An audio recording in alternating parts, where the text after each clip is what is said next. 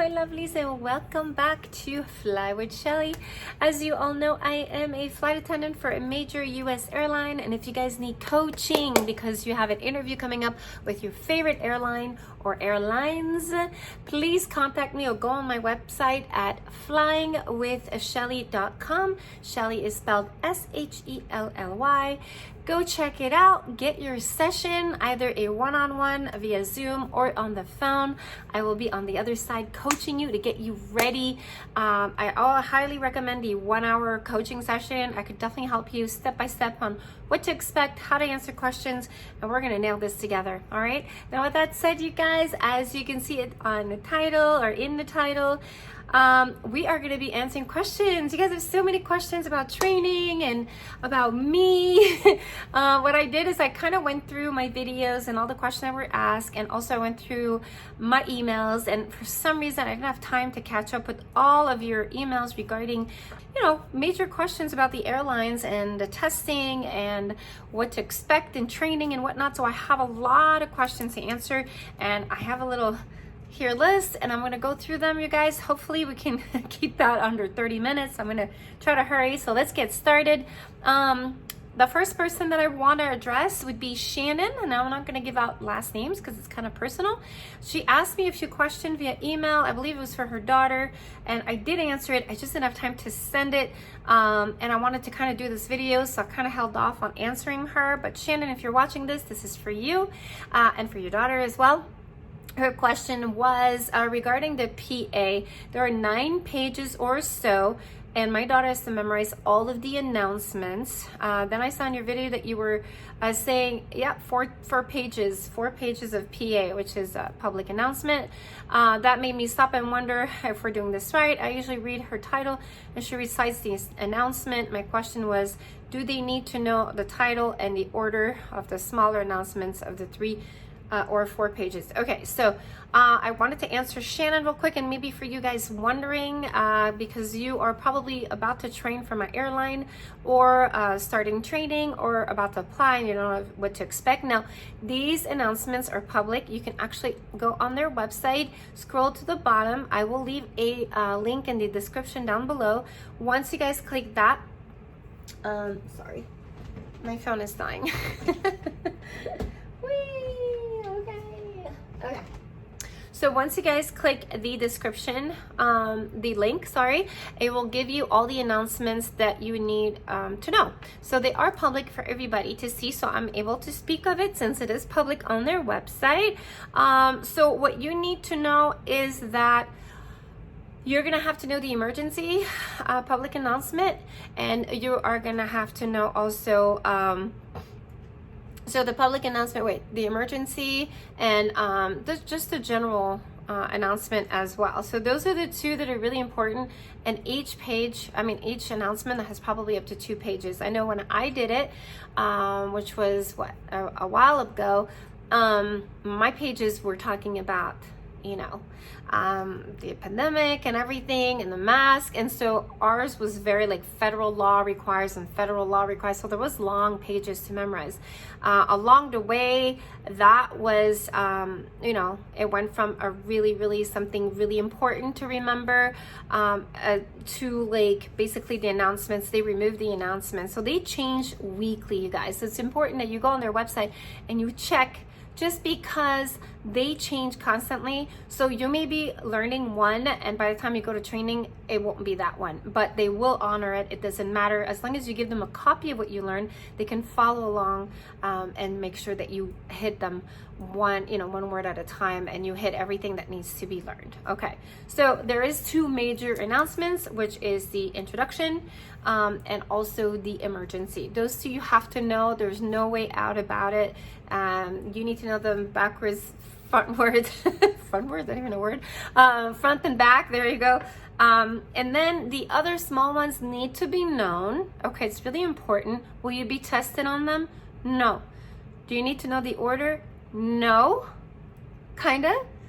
When I say kind of, it's because they are in the order in which when you are traveling and you're flying, there is an order for things, okay? We do reach 10,000 feet, you need to say this. We are gonna do, beverage service, you need to say that when we do that. Then we're about to descend. So they are in order of, the way that we travel. Now, do you need to know them exactly in order? No, but you need to know when to say them. So do you have to know them? Yeah, you have to know every single one of them in order, not so much, but you need to know when they are to be used, okay? Now, the ones that you need to know in order, paragraph by paragraph, are the first two, the emergency and the intro, okay? Those are really, really important. Okay, so she has another question. They said to know the city codes. She has memorized every city backwards and forwards. Good.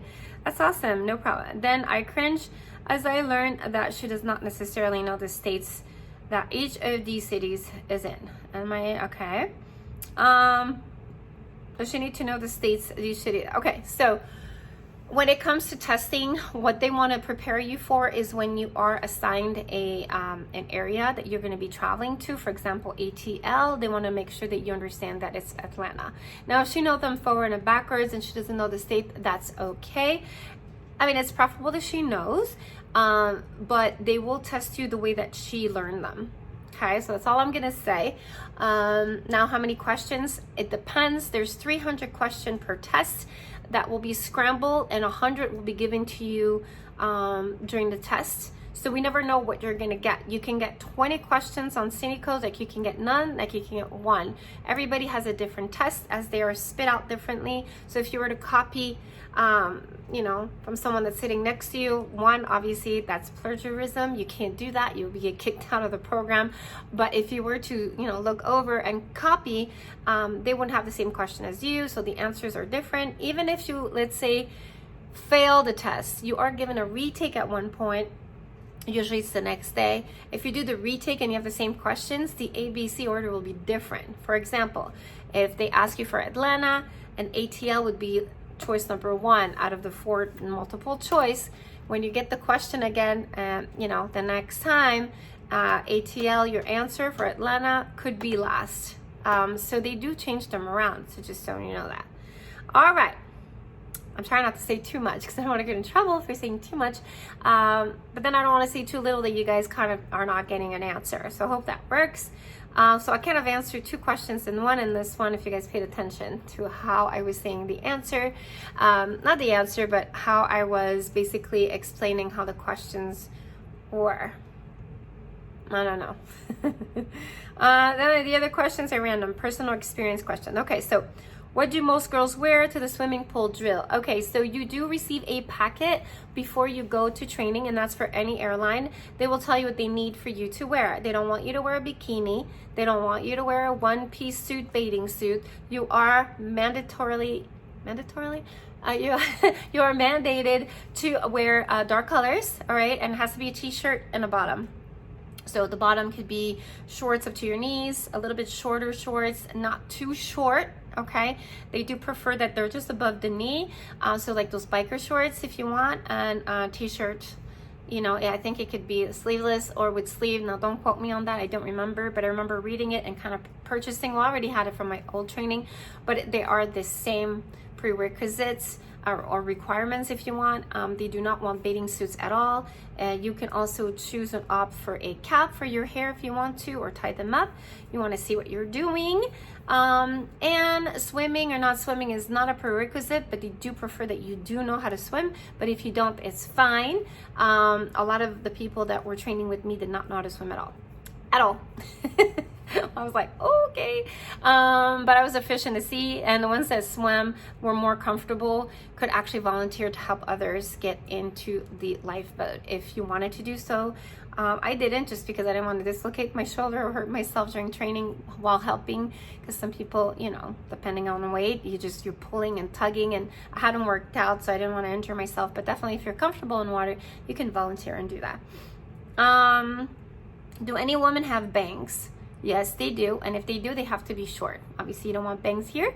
Can't see.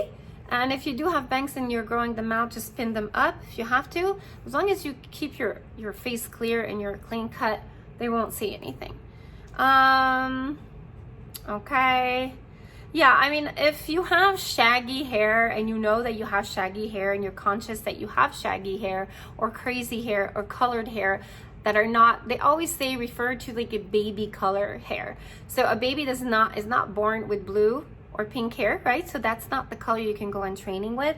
And if your hair is kind of like shaggy and like this and it's all poofy and you know because of humidity, then you guys tame it down, get some stuff and then tie it up. All right, just make sure it's off your face. You need to see what you're doing. Also, it's kind of a reflection of the company, the way that you are physically dressed or behave. And if you're not doing both of those in a classy way, there's no moving forward. Unfortunately, they're pretty strict about, you know, appearance. Even your nails, I don't like fake nails. I had to have them because I chew my nails really raw and they didn't look good, so I had to, you know, use fake nails. Not long at all, you guys, very short, but they still look professional. So when I was going to my OE 4 weeks in, at least even though they were a little outgrown, actually no, because I got them done right before OE. What am I saying? But yeah, if you get them done at the beginning of training, they will, oh yeah, that's okay. So they did outgrow. I had to redo them because they actually even changed color because I was cleaning my clothes and they kind of tinted my fake nails, all right, my acrylic, so they got really grayish and gross. So I had to go back to the salon a day before the OE. We did finish early that day, the day before the OE, so it gave you time to kind of get ready and start packing and maybe doing your nails, which is what I did. Okay. How many people were in your class? People range between 40 and 50. Now people don't show if they don't, or they switch from AM to PM, or they don't go to class and they are switched over to another class like maybe a week or a month or a couple of weeks later. So not everybody shows up. So it's not that we lost anybody, but to start off, you're usually between 40 and 50. I've seen classes that are a little bit more. I think it was up to 55. So how many did not graduate? Not that many did not graduate. Now, did they come close to leaving? Yes. A lot of them just either wasn't grasping it right away, or their tests, they just barely made it, and 89 wasn't cutting it. You had to have 90. So you had to do a retake. Also, your PAs, if you're not comfortable, you're very nervous, you have a hard time delivering what you need to memorize, and there's people waiting to take their turn. If you're taking too long, they will put you aside and you'll have to redo it the next day. It's very stressful. I'm not gonna lie. This is their process of elimination. They want to see if you've put in the work in order for you to move forward. Okay. Although they're hiring a lot, it doesn't mean that they're keeping you. They probably, it's like, they're hiring a lot knowing that there's just a percentage that will remain. Okay. So this is why they're hiring a lot, because they know they can't just go with a small amount knowing that that can kind of be cut in half. Now, we didn't lose a lot of people. The good thing about our class was we were really, really close. Everybody helped each other. I even stayed up until almost midnight with one of my classmates who I've grown to be so close to. All right. I don't know if he's watching this, but he was awesome. We started together. I know that he flew in late because his flight was late. He almost lost, he almost did not come to the first class. He was lucky that he made it on time. I don't know how. We always had each other's back, you guys. So when you start training, please, please, please make friends. Okay, make friends. Change your friends around. Don't just stay with the same group. Just make friends and broaden your horizon when it comes to speaking to other people and other groups. Okay, I know cliques will be formed, but just introduce yourself and push yourself to them. That's kind of weird. It's like when you were little and you're at the park and you're like, hi, my name is Shelly, what's your name? And you guys kind of click and just kind of go on your own way. That's what you have to do. You got to show them that you're open, and you're open to other relationships other than the people that you click with and you vibe with. Okay, you may not vibe with everybody, but just kind of get along. It's okay, it's fine, because you're gonna have to get along with strangers on board the plane when you travel, and you're just showing them that you're social. So it's really important you do that.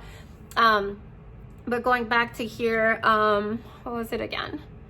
Okay, yeah, so we had a lady who, if she watches this, she'll know who she is. For some reason slept in, didn't make the bus. Now, if you don't make the bus, it's one thing, but you have to make the class. So you have to take your own transportation to class. So there was a God watching her. As we were in the bus, we realized she was missing because her partner, the girl that she made friends with, she called her and she realized she was missing. So if you don't have a friend that looks out for you, that bus may be leaving and nobody even knows that you're missing. Okay, so we had we named someone to be responsible who would count all the heads in the morning, and we also had someone responsible for each other. So I was responsible for Samantha, she was responsible for me. I would get a call, so if class started at 4 and we had to meet at 3:30 for the bus in the morning, at 3 o'clock I got a call or a text, hey, are you up? And if if I don't answer, she texts me or calls. If she doesn't hear me, she'll knock my door down, literally, because we want to make sure we're all on the bus. So, and then this gentleman, also, his name is Mert. We had each other's back, so I would call him. So Samantha would call me, I would call Mert. We had like the trio thing going on. So we always made sure that we were always up. One time I think he slept in or he didn't hear it, and we were getting all worried. We were about to go to his room before we got on the bus, but we always had each other's back. So if we weren't in the bus, I would always look for her, or I would look for him. Me and Samantha would always sit together, but I'd always look for Mert to see if he's in the bus. So everybody had someone that they were looking out for. I recommend that you do that right off the bat. As soon as you make your friends, say, hey, can we have each other's back and call each other every morning? Yes, okay, great.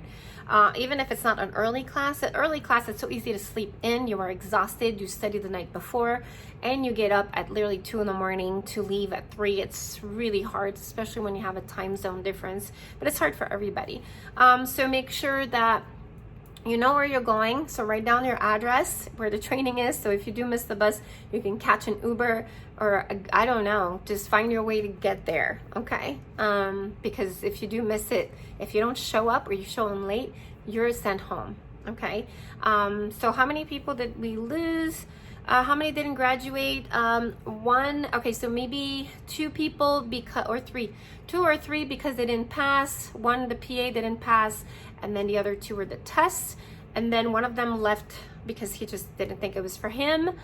And then a few of them, actually, I want to say a good percentage, kind of failed the first time around, whether it was the test, they failed all the tests, they also failed the drill, but they were giving a second chance and they all passed it. But it was kind of scary. We almost lost everybody, just because, not everybody, but a big portion, because people get stressed and they don't score the 90% that you need to. So it's pretty scary. But we spent a lot of time with them reviewing questions, the ways, some methods of the way people study may not be their methods. So maybe their methods isn't, not that it isn't good, but it didn't get them where they needed to be. So by us joining them, I saw groups like literally staying super late at night to help them pass the test. So that was amazing. I remember walking in the lobby, seeing this group, like even 11 and 12, volunteering to the people that failed to make sure that they don't fail. We didn't want to lose anybody. So we're like a big family. Nobody fought. Everybody respected each other. It was a really good group. I got really lucky with this group.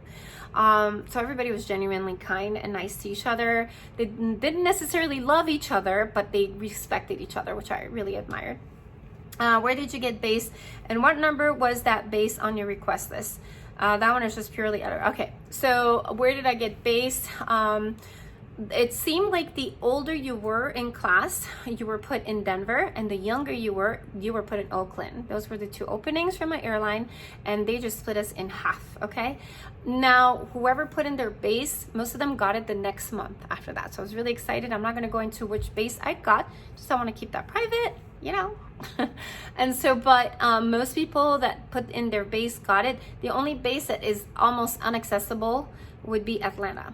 Atlanta is really hard due to the fact that my airline purchased another airline, and that other airline, basically their main base was Atlanta, and there's still people that are there from that other airline, and we give them priority, so it's booked and full jam. We can't access that base for a long time. Even if you wanted to be in Atlanta, it's almost impossible. But so there was opening everywhere else. It seems like everybody got their their first choice, but on the second month. All right. Okay, okay, now I have questions from this person called Shannon, and she asked, does Southwest contact your previous employer during the background check? Yes, they do. They do. And I know this because I owned one of my companies and they had to call me to find out more about me. And I told them, hey, it's me. So they're like, okay, thank you for answering the question. So I had to answer for myself because I was the CEO of my company. So yes, so they will call your employer. So Shannon, just remember that one. Okay, so if you guys don't want them to call, then I would say don't put that, but then you're being dishonest, because obviously if that's a company you work for, you know, chances are they will call. They want to make sure you are honest. But by the time you get to that point, you've already gone through the PPSC, you've already gone through your interview, you're already set in what you want to do with your life. You're already kind of like taking the steps to your new career. So hurting someone else's feeling, you've already made up your mind because you're already looking at something else. So you just have to be truthful with yourself and be real, as hard as it can be, because I know you've seen my videos and I was so conflicted. I was very in my head. Now that I've taken a few steps back, I knew what I wanted all along. It's just pulling the trigger that was really hard. Okay. Did you get your first choice for your home base?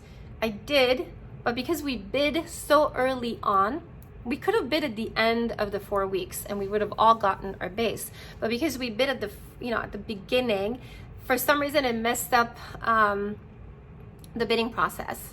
And everybody didn't get their first base. We all got assigned where they needed us to be, but by second month we were able to get where we wanted to be. Commuting, well, obviously commuting sucks. But if you're thinking about it in the long run, it's only 1 month. For some people, it could be 2 months. But I know that I got mine, and a lot of people got theirs literally the second month, their base. But commuting sucks for everyone, you guys. So you commute there the day before. Unless you're very close to your base, you can actually drive that morning and be there when shift starts. But they have a way of checking that you're in the parameters. When they're calling you, you have to be at least 2 hours away from base. Okay, so if they call me and I'm in Florida and I'm based in Florida, let's say, and I'm in Atlanta when they call me, it's pretty far and I'm not going to make it within 2 hours. So you're basically cheating them because they know that you'll never make it when it's time to work. So make sure that you're in that 2 hour window. Okay. So any suggestion on learning the PAs? My daughter and I are about to do a PA video on how to memorize it. Now, everybody memorizes the PA differently. I know that it's pretty hard to memorize for some of you. My memory is shot. I'm older and it's so hard for me to memorize anything. I don't even know how I did it, but I did it. So if I can do it, you guys can certainly do it. I mean, I had a lot of people that I would turn to that already graduated. They're friends of mine, and I would tell them, I don't know, I don't think I could do this. And they kept saying, you can. They did it, then you can do it. And they're just as old as I am. We're all old farts that were able to get through it. So, okay. So I kept repeating that to myself. If they did it, I could do it. If they did it, I could do it. So you guys do get a few more days once you start training. So you don't just go on day one and have to say your PA. You will have a few days to kind of relax, get your stuff together, and you take that time to study, guys. So let's say you start on a Monday, or you fly in on a Sunday, okay? So you get settled in the hotel. Monday you start, okay? They may have you stand up and do your PA on Wednesday. So that gives you about 2 to 3 days, okay? 3 days. So make sure that you take that Monday night and Tuesday night and study. Okay, recite it, stand up, do it in front of your peers. We had gathered together. We didn't know each other, but we went to a study room that was in a hotel. It was dedicated for us to study. We went there and we kind of grabbed the group that was there and we just asked if we could join them. And we all stood up and said it orally to each other. And we kind of took turns. And if you didn't feel comfortable us staring at you, we just stare down. But that was kind of practice to do it in front of other people. Okay, so that helped a lot. You can do that, or if you're one like me, I like to study by myself, then you can do it in the room. You can pace back and forth if that helps you. Keep your paper. And I'm going to give you tricks in my next video. I'll probably do that in a few days. So please, guys, subscribe. Click that notification bell. It will notify you when a video is up. And it's exactly what it is that you're looking for, so you don't want to miss that, especially if your training is coming up, okay? And I'll show you how I did it. Now, I took a lot of supplements that helped me. I usually do that during training time. I will link the the link down below in the description. Make sure you take supplements, you guys. It helps a lot. It almost whitens your memory. It whitens your mind. It helps you for during that time, but start taking them before training. Don't take them when you start training. Take them at least a few weeks prior to. Get your body charged, getting those vitamins and those juices going. Once you're there, it's incredible what it does to you. They're just supplements. They're very, they're legal. They're not illegal. They're through Herbalife, which is, and I get a little commission if you do purchase them, but that's what I was on. And I think you see it in my training videos, all the vitamins that I took throughout the entire training. I'm not on them anymore. I just take them temporarily if I need to have like a huge, memorization or a huge speech or something really important. It just helps me a lot with that. Let's say, any suggestions? So I will suggest, it doesn't mean my way is your way. I will give you different options on how to study, and I'll give you the ones that work for me, okay, on my next video on that. How hard has it been for you to schedule time off for kids events? Very hard. You are on reserve. You are at their mercy. It's 3 days, but it's 3 days intensive out of 7. So you're 3 days on, 4 days off. There goes your week. When you're 3 days on, you're early on. Like I'm talking 3 a.m. on. And you're basically on for 3 days. Now they can't work you more than a maximum a day. So they'll release you, but then the next day you're working. And I've had as much as 5 to 6 legs a day. Some of them were an hour to 2 hours. Some of them are 4 hours, but they make for long days, and I'm not used to that. Okay. So that was pretty painful. A little bit. It was pretty painful, you guys. But it's some just get used to it. Take those 4 days to relax, schedule things that you need to schedule. You just have to kind of get help. You need help. You need that circle of friends or circle of family to kind of step up to the plate and help you out, and maybe pick up your kids on school days when you're called to work. So if I'm called to work Monday, Tuesday, Wednesday, then you need someone to take over because school starts on Monday. So you have to have someone to pick them up, someone to feed them. Thankfully, I have a nanny that I hired that's there. I have girlfriends that have their kids at that school, so they can help me. But without that, I wouldn't be able to be a flight attendant because I'd be alone doing it all, and that's really hard. So think about it. If you have to pay a sitter, or if you have to pay a family member, or you have to bother people or pay their gas, I mean, it's money out of what you're making already, and you're not making that much when you start. So you have to take into consideration that first you're commuting, so you got to get a crash pad, so that costs money. Then you got to eat on the road, that costs money. And sometimes crash pads, they want a first month, last month deposits. They want money before anything. And then you got to think about sitters. So it costs a lot of money up front to even be a flight attendant. So just remember that, okay? So yeah, to answer your question, it is hard.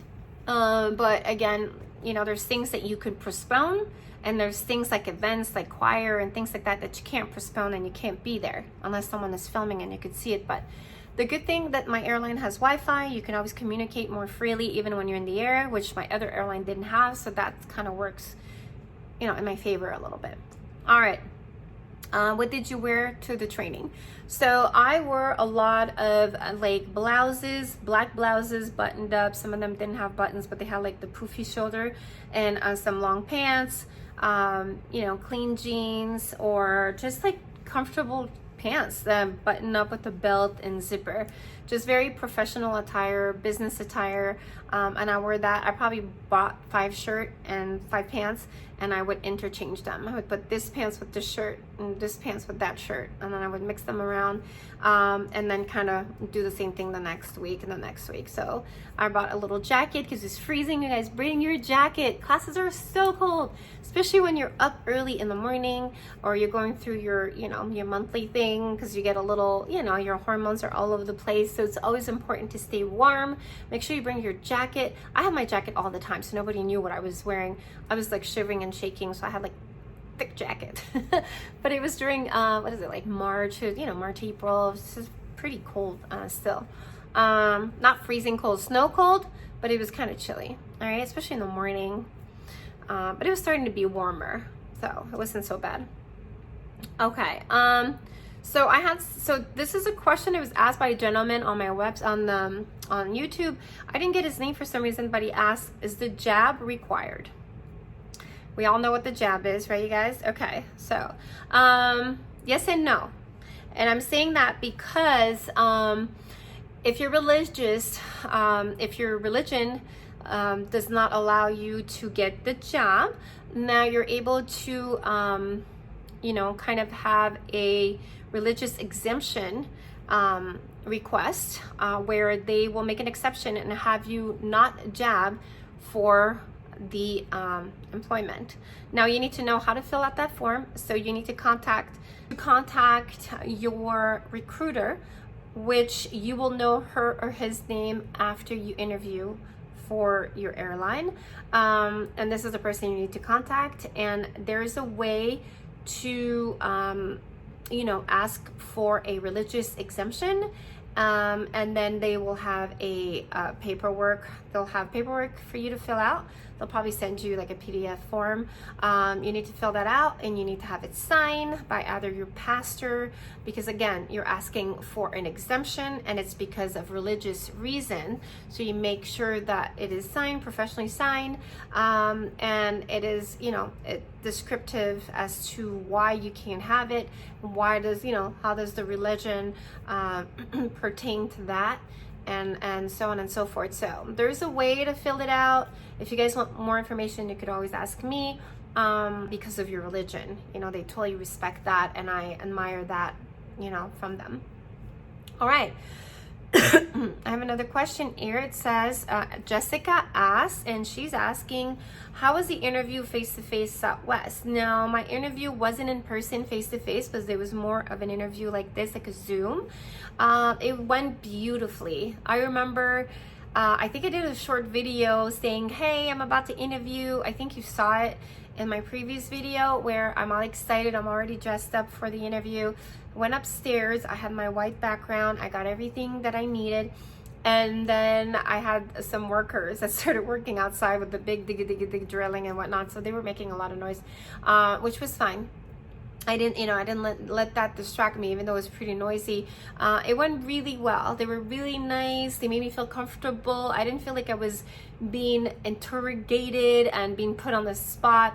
What I must say though, I think because I had experience, I felt like they had a lot more questions for me than anyone else. My interview was about an hour and 10 minutes.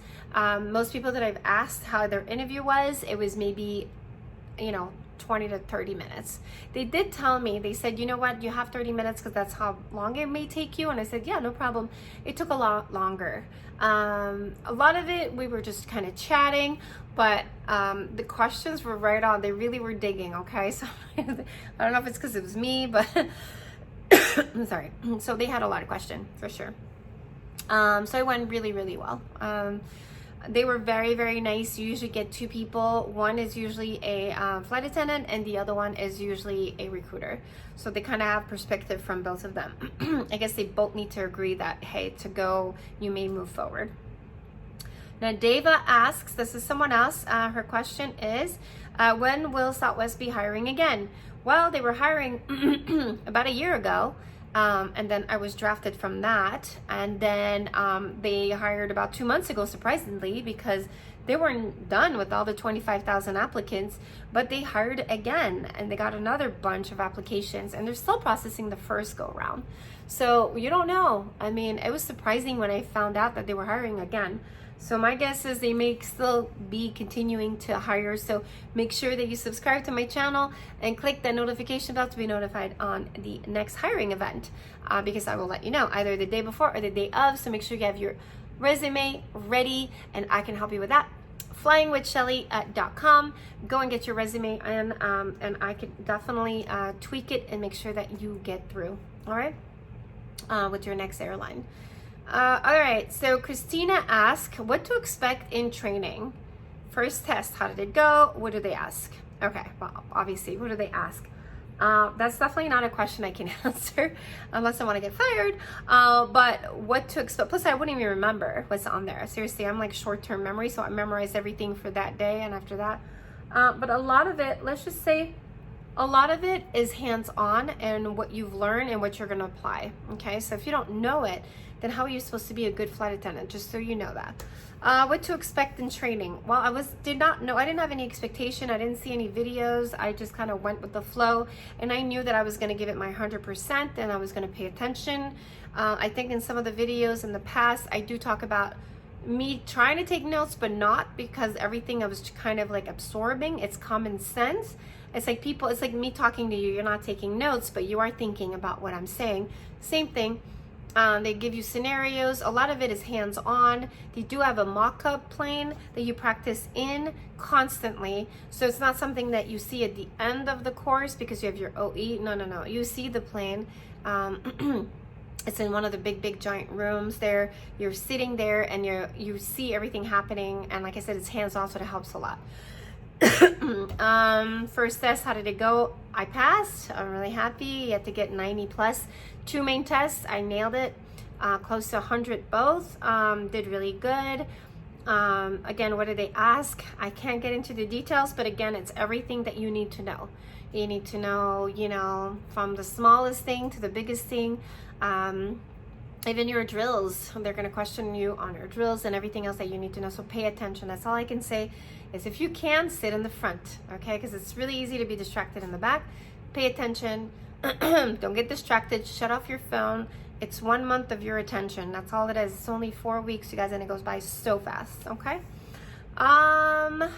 Shatioman Gaming asks, can you fly anywhere on any airline? Yes. You can fly on any airline anywhere in the world. There is a fee. It's like a tax fee, depending on where you go. Usually international flights you pay. If you are commuting to work, you do not pay. But if you're not commuting and you're putting that you're commuting to like the Bahamas or you're commuting to Mexico, then you're lying. And if they catch you, you can be fined. You can get in a lot of trouble. So if you are traveling with your family, you can't say you're commuting, but you'll have to pay taxes on that as you're on standby. You're not even guaranteed a seat, but when you do get on, you will have to pay. All right. All right. Can you find an airline? Yes. Ukanda asks, can you choose which base you want? Okay. Or do they assign random? Okay. So you have a list that you will fill out before you go to class. On your first day, and I think they put 1 to 13, so you kind of put 1 being the base that you want, 13 the ones that you really don't want, but you have to fill it out. So they're going to give you whatever's available, but when you first graduate, they'll put you where they need you, you guys, okay? And they're hoping you stay. So they needed, when I was in there, they needed Denver and Oakland. Those were the base that were kind of fairly new. They had, it wasn't as senior, and they were just trying to stuff every, new hire in there. And then people start leaving, which opens up for new hire to kind of fill up, okay? But yeah, you pick technically what you want, but it doesn't mean you'll get it, if that makes any sense. And then, yeah, do they assign you random? They assign you what they need you, not just randomly anywhere. They probably open a new base and they need to fill that up, so that's where you're gonna stay. There's some bases that are super senior, like in Orlando, and that'll tell you can wait 3 to 5 months, and sometimes it closes because there's just too many people there. But it depends, because some people will leave 1 month and then that'll open a few places. Maybe you can ask for transfer, but it's all seniority based. So if you have 10 years, and they may favor that person more than you. I'm pretty sure it's senior relevant. All right, Kaylin asks, test multiple choices. I think I've answered that question. I don't want to give a direct answer, and I don't want to get in trouble for being too precise as to what the test is about. But if you've paid attention, and I think I kind of mentioned that I've answered 2 questions in 1, if you could go back, you will see that I answered that question. All right. Faith asks, mini fridge in the room. Yes, my hotel room had everything I needed, from the fridge to the to a little coffee machine.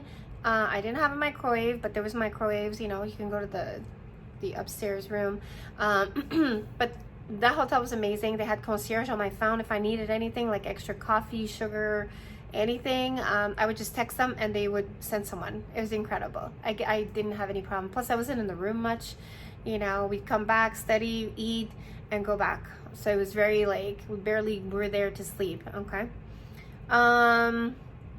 Do you have the ability to go to the grocery store? Yes, you do. You can order Postmate. They give you a gift card to spend throughout the whole 4 weeks. They expect you to use it. It does expire on the last day of training, so you are, expected to use it. You guys, some people were saving it. I'm like, don't do that because they're gonna cut it out. So why, but you are spending in their own establishment because you're going to, that airline's university.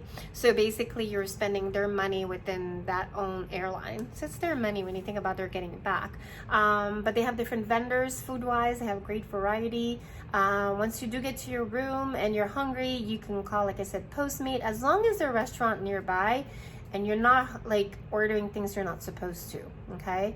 Like from grocery store and stuff like that. They want you to like order from restaurants locally. Now you can go to any restaurant and try the card, but again, if you do too much of that and you put a lot of alcohol, they might ban you and the card won't work anymore. So don't mess around. All right. Don't take a chance.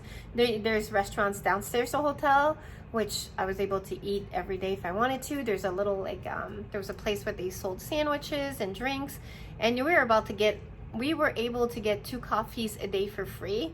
So we just needed our pass, from the airline, our little student pass, and we just showed that, and it showed that we were part of that airline, and they gave you coffee for free. So that was fun. And yeah, you can you just call an Uber and just go shopping, with your own money. You can go and get food. There's no problem. NWW Neg Lay asked, were you a flight attendant before? Yes, I was. Malu asked, do you still fly with Spirit? Nope, I'm done. I miss them. No, I'm no longer working for them. Debbie, you applied and still waiting. Is process over? Debbie says, you applied and still waiting, and is process over? So she applied, and she's still waiting. So sometimes, you guys, if you apply, it takes time, okay? And plus they go in different order. If you have a referral, someone, then you're probably a little bit higher. If you have more education, if your resume is good, this is why you call me. Duck, duck, duck. I will make sure that it's precise, it's to the point, and it has everything that you need. It's really important you have someone that can tweak your resume so that you can just get right through. Again, I got 8 or 9 now?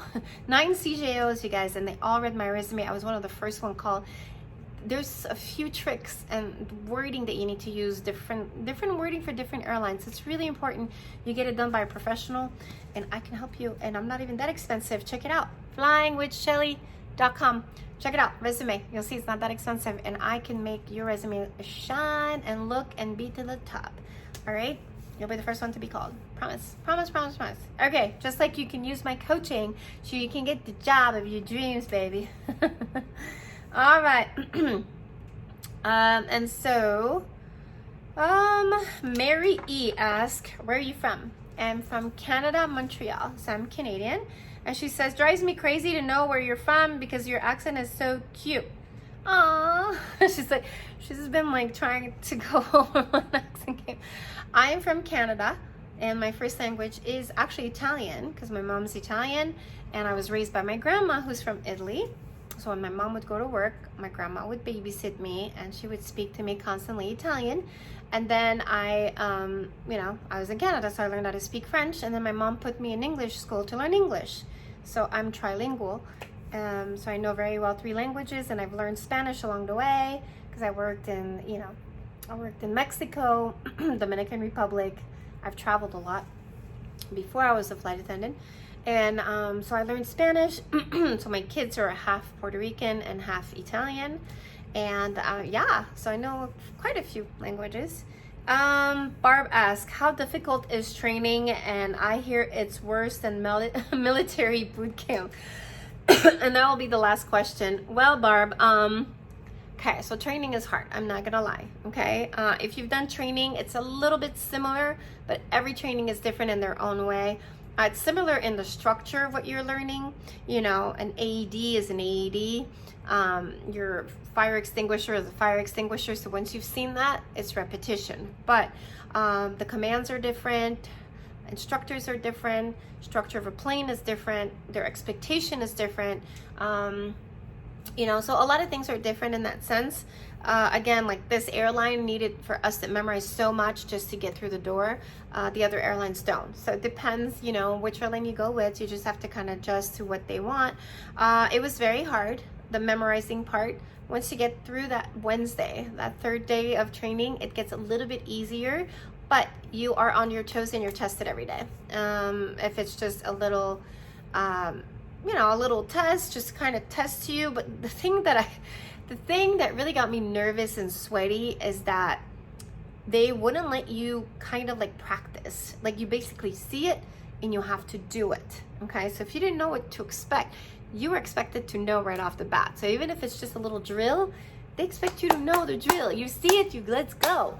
So that's stressful. And plus you don't have that much time to study. All I could tell you as an advice is take one day at a time. Don't look at, oh my gosh, this exam, I'm gonna have to know all this, it's too much. Just think of it like, let's get ready for the first exam, which will be tested after week 2. And my last exam will be tested at the end of week 4. So let's just take it day by day, all right? And concentrate on what you have to do that day.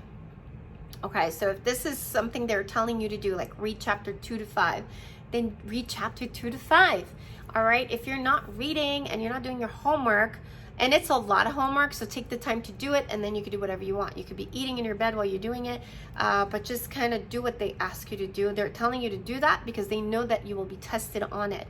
And as you read the information, try to retain it. Take notes of your own, okay? But they will underline some of the things that are really important in the class, so it's important for you to pay attention. All right, so they'll be like, okay, well, I'm reiterating that this is really important, so that's when you kind of write it down. But if they don't say that, then that's fine too. Just kind of remember what they was talked about. Take somewhat some mental notes or notes, you know, and then when you read that material when you get home and it refreshes your memory, you could then take down notes, okay? We weren't allowed to take screenshot. We weren't allowed to take pictures in class of things or mock-ups that they had. We weren't allowed, so that kind of worked against me because I'm very visual.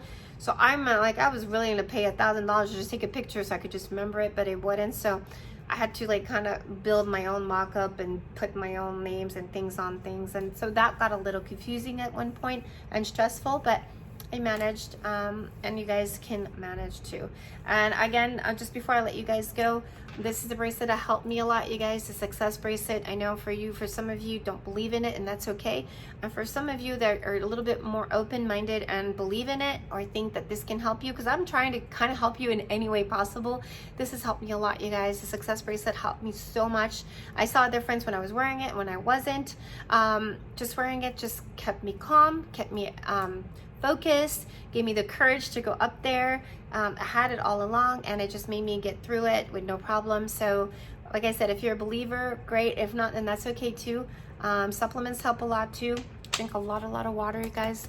Bring your water bottle, bring your bottle. They will give you a glass or a bottle for you to bring, or like those big cups, you know, with the airline name on it. Don't forget your tag and be on time, and charge all of your things before next day. If you don't have that, then that's going to work against you too. So you don't want to have that reason to leave, okay? Especially if you work that hard to get to where you're at. There's a lot of people that want that position, so go for it. All right, guys, so this ends my Q&A. I hope that helped a little bit and answered some of your questions. Again, if you haven't done so, please make sure you subscribe and click that notification bell, really important.